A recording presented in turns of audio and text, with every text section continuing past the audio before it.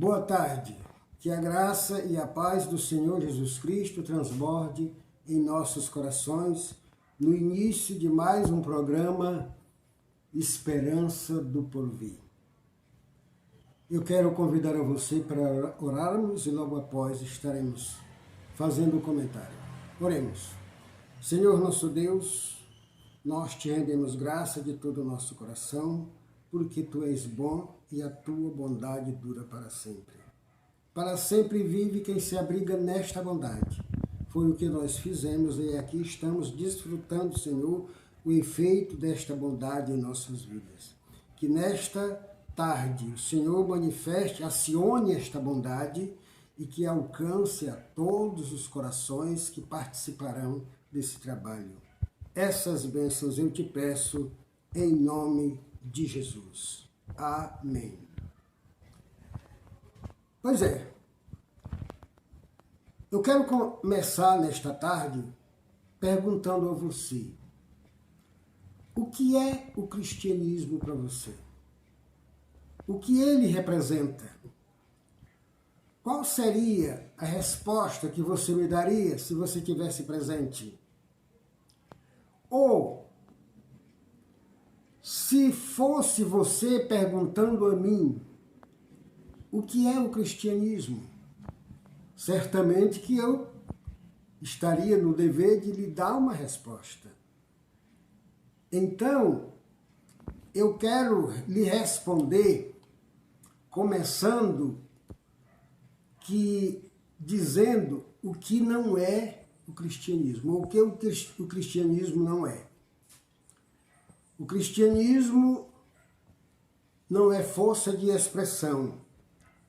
O cristianismo é fato, é realizações, é ação. O cristianismo não é fuga. O cristianismo é liberdade. Por que eu estou dizendo isso? Porque muita gente usa o cristianismo para fugir do pecado. E não é para isso que o cristianismo existe, para que alguém venha fugir do pecado. Porque fugir do pecado é um engano redondo.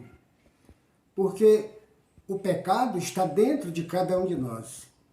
O apóstolo Paulo dá um testemunho disso no capítulo 7 de Romanos, no versículo 15 em diante, ele diz que o bem que quer ele não conseguia fazer, mas o mal que ele não queria, ele era o que ele fazia.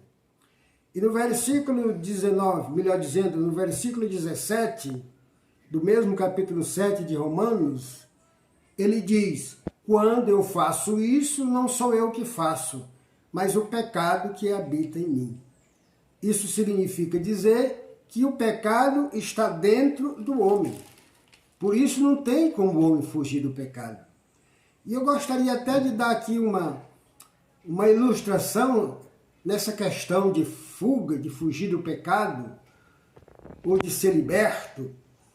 É que se alguém comete um crime e se torna um prisioneiro, até pagar a pena ele fica preso. Mas quando ele cumpre a pena, ele é liberto. E como liberto, ele pode voltar lá no presídio a hora que ele quiser, o tempo que ele quiser, que não será preso. Mas se ele fugir da prisão, ele não pode voltar lá. Então, cristianismo, volto a repetir, não é fuga. Cristianismo é liberdade. O cristianismo não é teoria. O cristianismo é prática. E como nós aprendemos já no programa Esperança do Porvir, que a prática é que nos leva às bem-aventuranças. O cristianismo não é o que eu acho ou o que você acha. O cristianismo é fruto da crença. Jesus Cristo diz no capítulo 16 de Marcos, no verso 16, quem crê e for batizado será salvo. Quem, porém, não crê será condenado. É o primeiro passo para se formar um cristão. O cristianismo não é o que eu acho, como eu já disse, e nem o que você acha, é o que cremos. O cristianismo não é para confrontar o homem com os seus pecados. O cristianismo é para confrontar o homem com a solução dos seus pecados. Ou seja, eu não vou usar a oportunidade que eu tenho para pregar e colocar diante do homem todos os seus pecados, que isso não resolve problema nenhum. Isso piora cada vez mais. Eu devo usar a oportunidade que eu tenho de pregar e colocar diante dele a solução do pecado, o perdão, a purificação, a justificação, essas bênçãos espirituais com a qual o Senhor Jesus nos abençoou. Então, o cristianismo, volto a repetir, não é para colocarmos o homem diante dos seus pecados, mas para colocar diante deles a solução dos seus pecados. Pois bem, o cristianismo trouxe a nós uma vida diferente. Por quê? Porque o cristianismo trouxe toda sorte de bênçãos espirituais. No capítulo 1 de Efésios, no versículo 3, o apóstolo diz: Bendito Deus e Pai de nosso Senhor Jesus Cristo, que nos tem abençoado com toda sorte de bênçãos espirituais nas regiões celestiais em Cristo Jesus. Então, essas bênçãos aplicadas no homem faz, sem dúvida, a diferença. Portanto, o cristianismo trouxe a nós toda sorte de bênçãos espirituais, que significa, irmã Rejane, todas sortes, que significa solução para toda sorte de problema. Então é isso que eu devo pregar, é a solução do problema dos homens. Não é o problema dos homens lançar no rosto dele. Para que isso? Pois bem, o cristianismo não é o homem no reino de Deus, é o reino de Deus no homem. Porque o homem no reino de Deus não passa de um religioso jamais. Ele nunca chega onde ele quer chegar. Ele aprende tudo acerca do reino de Deus. Ele aprende tudo acerca até do inferno, acerca da salvação e da condenação, como ouvimos na última vez que pregamos aqui. Mas ele não é transformado. Ele não consegue praticar aquilo que ele aprende. Das coisas que ele aprende, alguém já disse com muito acerto, que ele consegue praticar 20 a 25%. O resto ele esconde, ele finge que pratica e se apresenta como se praticasse.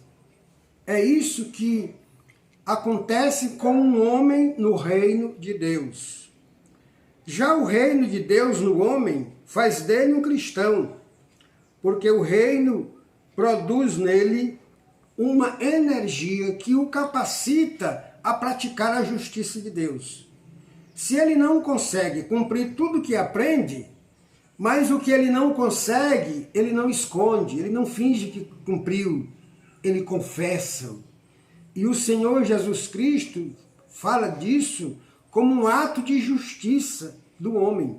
Quando o homem assume os seus pecados e confessa para Jesus Cristo, ele está praticando um ato de justiça.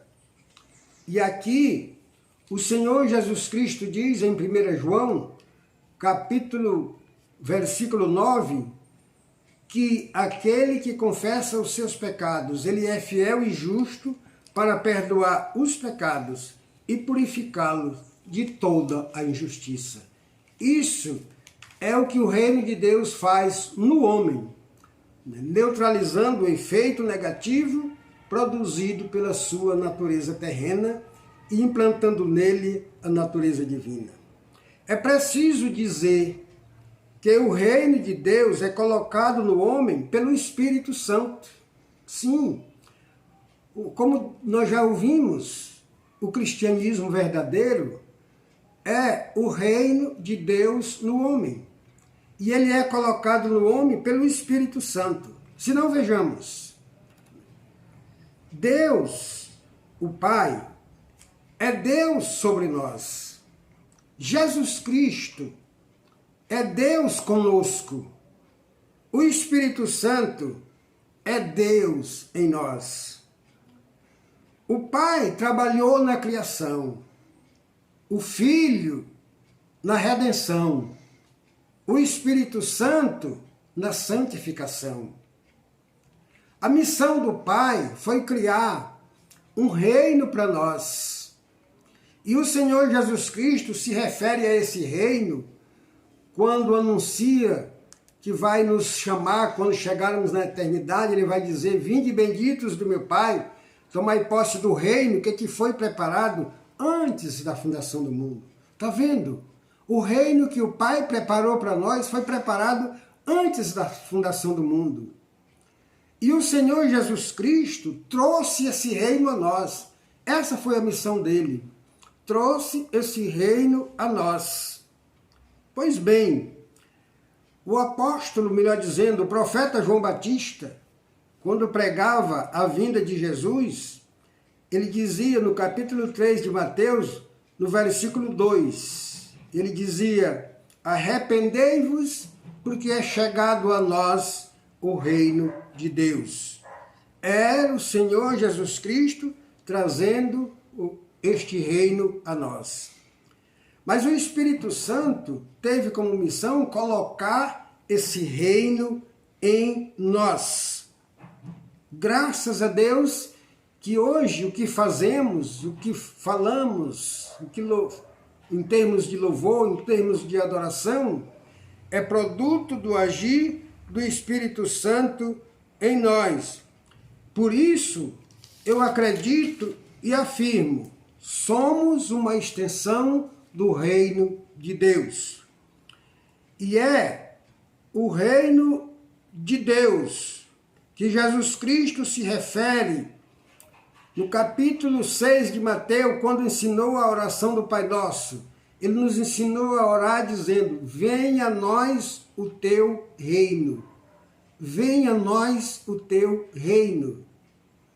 E ele, no capítulo 6 de Mateus, no versículo 33, nos ensinou a colocar este reino em primeiro lugar em nossas vidas, dizendo: buscai, pois, em primeiro lugar o seu reino e a sua justiça, e todas as coisas boas serão acrescentadas. Vamos viver, queridos, com o reino de Deus em nossas vidas.